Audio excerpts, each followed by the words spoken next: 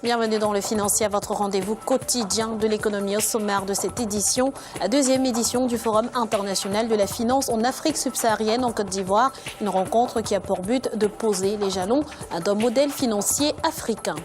Lancement des travaux du projet e-gouvernement au Togo, estimé à 13 milliards de francs CFA. Il devrait être opérationnel d'ici un an. Et puis nous ferons un point en fin d'édition sur les marchés boursiers du continent.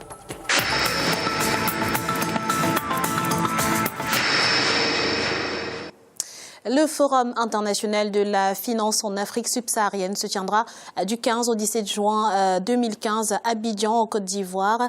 Une deuxième édition qui regroupera des spécialistes de la finance venus réfléchir sur la création d'un modèle financier africain pour répondre aux besoins des entreprises et notamment des petites et moyennes entreprises. Reportage d'Olivier Conan, notre correspondant en Côte d'Ivoire.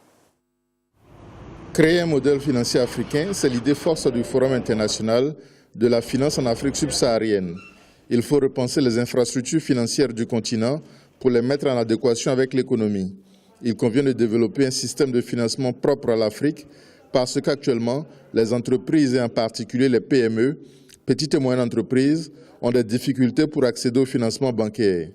Malgré ces difficultés, on constate la bonne santé du système bancaire des pays africains tiré par le succès des banques panafricaines. Malgré cela, on a un taux de bancarisation qui stagne, qui est dans la plupart des pays africains, qui est en dessous de 10%. Et donc, l'idée déjà de ce forum, c'est de se dire, d'essayer de comprendre ce déphasage qu'il y a entre les banquiers et les produits qu'ils proposent et la majeure partie de la population africaine, qui est quand même une population qui est plutôt à faible revenu, mais qui ne se reconnaît pas forcément, qui considère ces institutions bancaires un peu comme des intouchables.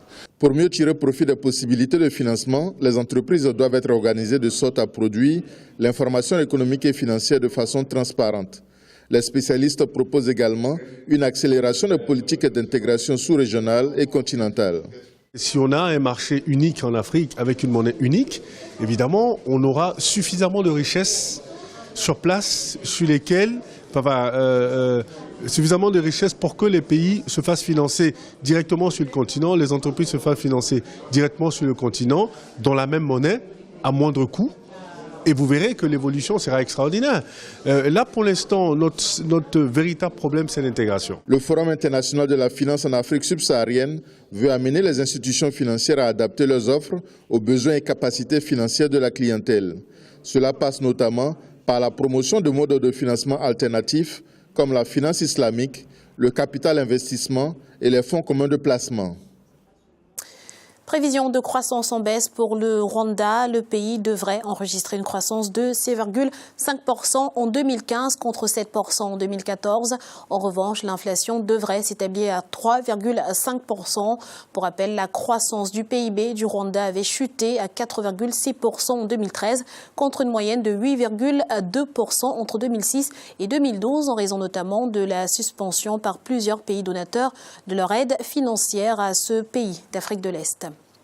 Lancement du projet e-gouvernement au Togo, financé à hauteur de 13 milliards de francs CFA grâce à la coopération sino-togolaise. Ce projet vise à interconnecter au travers de la fibre optique plusieurs services publics et privés du secteur de la finance, de l'éducation ou encore de la santé. Et Mefa Kofi.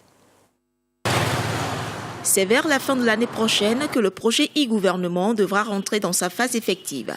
Près de 700 bâtiments publics et privés, notamment du secteur des banques, de la santé et de l'éducation, seront interconnectés à partir de 219 sites dans la ville de Lomé grâce à un câble sous-marin de 200 km. Si du point de vue structurel, plusieurs réformes modernes seront apportées dans la gestion de l'administration publique togolaise, les attentes relatives à ce projet sont aussi économiques. Il faut noter que les études ont démontré qu'un accroissement de 10% de la pénétration d'Internet augmente de 0,25 à 1,4 point de la croissance économique. Il est démontré que l'impact sur la croissance de l'emploi varie entre 0,2 et 5,3% selon les secteurs considérés pour un accroissement de 1% de pénétration selon les études. Ce projet va pouvoir améliorer la santé à travers la télémédecine. Il permettra également d'améliorer la vidéoconférence pour la recherche et le développement et l'amélioration de l'enseignement à distance. Le Togo n'est raccordé qu'à un seul câble sous-marin quand le Bénin en dispose de 2 et le Ghana de 6. Le pays connaît également de récurrents problèmes en termes de qualité du réseau Internet. Je crois que c'est un défi à relever pour le gouvernement. Le réseau Internet aujourd'hui n'est pas de très bonne qualité, mais nous pensons que la fibre optique va obliger, le ministère en charge de l'économie numérique à pouvoir améliorer le service de l'Internet disponible aujourd'hui au Togo, afin de pouvoir bénéficier des effets positifs de cette fibre optique. Le projet e-gouvernement, selon le ministère des Postes et de l'économie numérique, permettra à l'administration togolaise d'être plus compétitive, plus fiable et plus proche de l'administré à travers le service en ligne. Equity Bank va affecter 2 milliards de dollars à son plan d'expansion dans 10 nouveaux pays africains. La résolution en ce sens a été votée ce mercredi par les actionnaires du groupe bancaire kényan.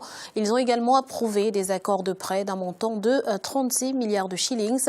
Equity Bank prévoit ainsi de s'implanter dans une première étape en Éthiopie, en République démocratique du Congo et au Burundi. Il devrait ensuite, plus tard, jeter son dévolu sur le Malawi, le Zimbabwe, la Zambie et le Mozambique.